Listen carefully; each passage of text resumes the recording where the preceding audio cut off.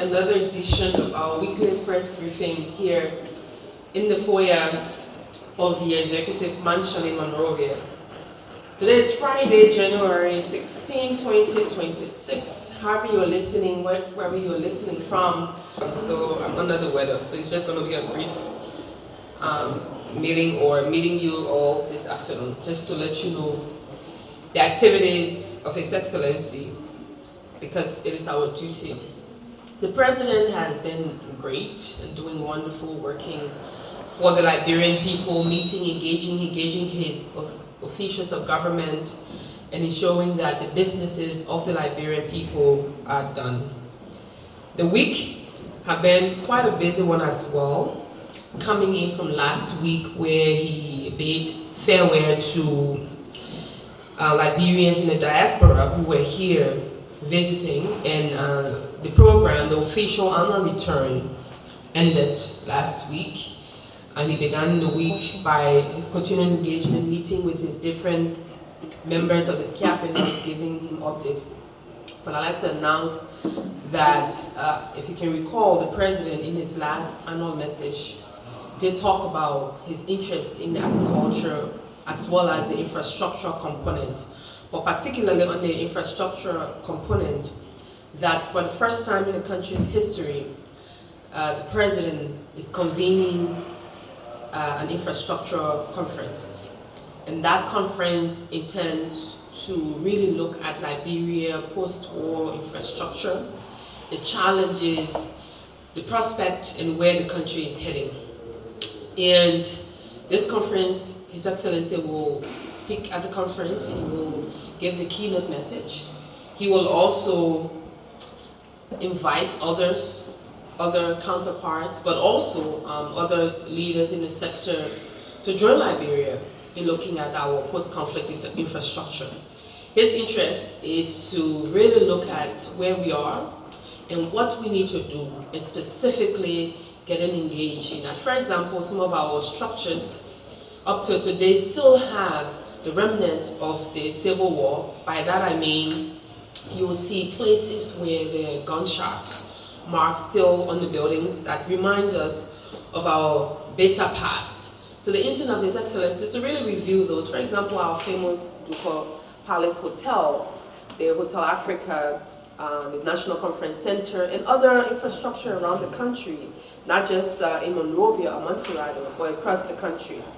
And that conference intends to come out with a report and to see how best, Liberia can refocus and really strategically look at the country itself, the entirety of the plan and the planning process, from roads to bridges to buildings, and where the country needs to head. Also, during the course of the week, the President did a number of appointments, and I'll get to that shortly. He did appoint, as you may know, there was a suspension at the Monrovia Consolidated School System, and there was an acting head there, the acting superintendent. And for this, the President did appoint an actual superintendent now. Dr. Aubrey Stevens, who was acting now, is appointed as the proper superintendent. And at the level of the LEC board, there were a member of the board was appointed, Ambassador Christine Newville, as well as chairman of the board, Mr. Albert Ford, who was also appointed in those areas. However, there are lots of work that needs to happen with the Rules Authority. So the President did appoint a liaison officer in the meantime, in the interim, where they can be able to work and put in the necessary frameworks along with that. The President did also present a statement to the young people, to the country, on peace, reconciliation, national unity, especially on the marks of the National County Sports Meet, and that was also communicated to. And as part of the President's ongoing effort to improve the business community, particularly ensuring that the private sector is built and is improved, he was invited and did visit the Liberian ownership, particularly on the opening of a new branch of the Uptown Motors Garage, somewhere in the rehab community, where for him it was more of a call to ensuring that Liberians themselves are active participants in their business community, in providing job opportunity, particularly on the line of the private sector. And our president was happy to participate and really talk to the Liberians that there is a need. Even during the message to the diaspora program, he did also emphasize the need for Liberians to get engaged in investments, to get engaged in working and instituting measures to invest in different sectors, invest in different segments of the community. For him, he believes that there are lots of opportunities in the different sectors that the country, especially Liberians, need to look forward to. Our president also have taken some actions, particularly on appointment. Today, His Excellency has appointed Mr. Robert Frank Morris as Principal Deputy or Executive Director for the Aircraft Accident Investigation Bureau. And this particular appointment, I believe, will have to seek the Senate's approval. The President also did appoint, or I would say reappointed, some members of the Notary Public. They include, for Montserrat County, they include Mr. R. Stevens, Woti Sr., Mr. Gabriel J. Smith, Mr. Victor G. Gaylor, Mr. Jefferson Estier, and Mr. J. Amos F. Boa. Congratulations to the appointees, and the President hopes that all these people, or all the appointees, should really work hard, diligently, in the interest of our dear country.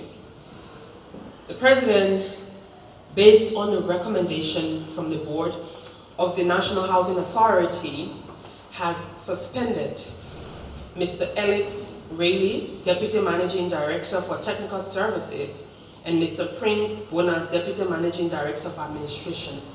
And these appointments are as a result of alleged gross financial impropriety and gross insubordination, and were recommended by the Board.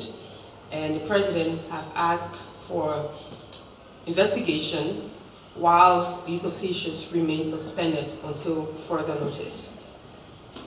His Excellency President Joseph Boakai will on tomorrow, Saturday, January 17, 2026, pay a one-day visit to Guinea-Conakry, where he will attend the inauguration of His Excellency President Mamadi Doumbouya, who was elected President of Guinea Republic. The President will attend and be a part of the inauguration, and upon completion of the activities in Guinea, he will return immediately tomorrow. So it's going to be a one-day visit, go to attend the inauguration, and following the conclusion of the inauguration, he will be back to Monrovia. Thank you very much, and hope you're having a wonderful afternoon. Good afternoon. As we'll always do, you will take one's report. Christina, the government is reviewing the report and will, where necessary, will provide the ultimate information as is required. However, the President views institutions that are doing different investigative programs, like reports, seeing what the government is doing, what the President is doing, during the President's meter, what is achieved. They're all welcoming, and because this is a good process for our democracy, where they're able to review and assess the workings of the government. However, there may definitely be disagreements on what information are put out, but the process is something that is welcoming. And the need to ensuring that institutions such as NAMOD and others are working in the environment, and the government is creating an enabling environment where they can go ahead and do review and pull out their reports. But this is something that the government is working on to see what the information are. Yes, I know we as a government have commented in pieces as to just give you a general reaction to the report. but I can assure you that the detailed process is ongoing, and that will be released in the soonest possible time. It is the view of the President that these way of assessing the government, assessing the workings of the President, they're all welcome in our democracy. As to former Deputy Minister Brian McGill's whether or not that he was found not guilty by the Liberian National Police. Currently, the legal team, the President's legal team, has been briefed, and they're working to officially inform the President as to the current status, and as to the next step, as to what the President will do, will be duly communicated to you all. On the issue of the significance of the visit to Conakry, Liberia plays an important role within the West African sub-region, and Guinea being a member of, former member of ECOWAS, but they're all still in the ECOWAS region in West Africa, and our President being, and Guinea also a neighbor to Liberia. Liberia and Guinea share a border, they both share a border, and Liberians in Guinea and Guineans in Liberia, they commute in between those borders. So our President, as seen as one of the elderly statesmen in the region, and being someone who have been being back and forth with people in the region, with leaders in the region, his counterpart, whether it's Sierra Leone, whether it's Guinea, whether it's Cote d'Ivoire, whether it's Bissau, Guinea-Bissau, and other countries, despite the fact of the challenges within the region, within the regional organization, ECOWAS, where Guinea and others suspended their membership. But the President's visit is a mark of showing that that conversation can continue, where again, ECOWAS and other members are still working to see how best to reconnect and ensure that the union remains stronger, and renegotiate and see what needs to happen where those countries can come back, despite the fact of the challenges. But that unity is still something that our President is interested in, and is interested in Guinea, Niger, Burkina Faso, reconnecting, coming back to the organization. As to your last question, on the suspension. The suspension, whether they have been acting people. So the institution has a full leadership team, but to those particular roles, right now the current head of the institution remains in charge as if he still is, and others who were in the same department of offices will continue to work to ensure the continuity of the institution. But when the President appoints acting individuals in the same positions that these individuals have been suspended, those information will be made available to you all. We'll take, if there are any other rounds of questions, if there are none. Just a follow-up. Yes, sir. Just a follow-up to the question from Christophina.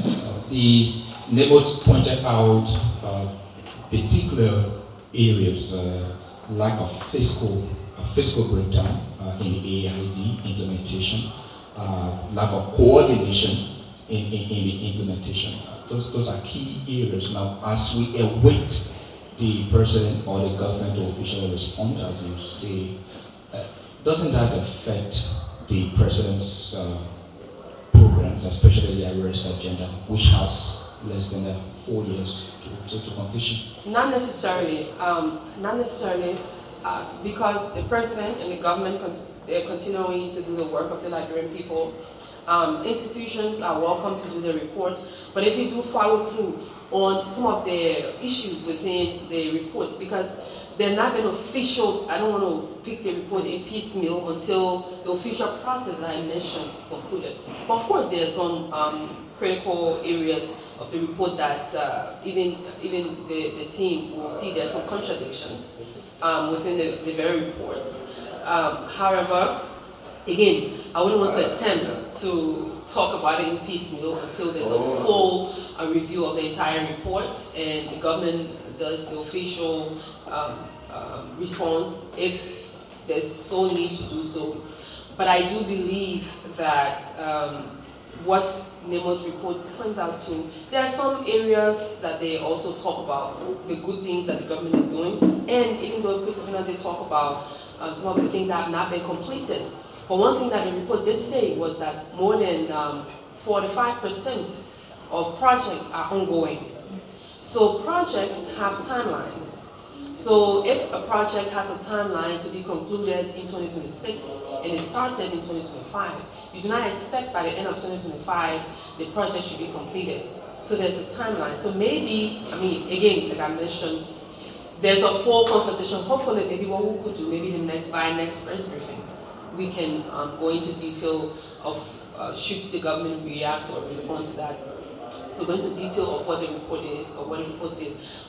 One of the other criticism is the fact that the report did talk about the lack of access to information.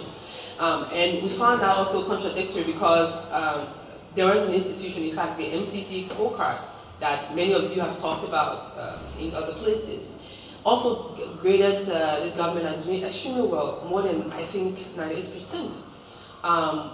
The access to information, availability of information and all of that.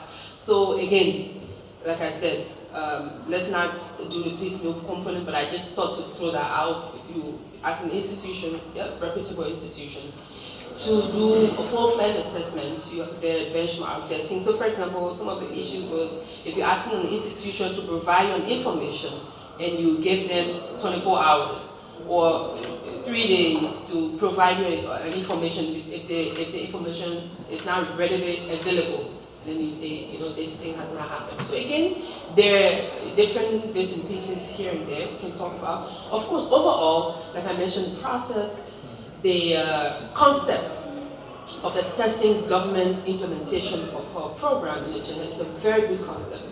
It's a good concept even for the government, because the government itself will see and say, be very objective and say, yes, we've achieved, we have some challenges here, we need to improve here.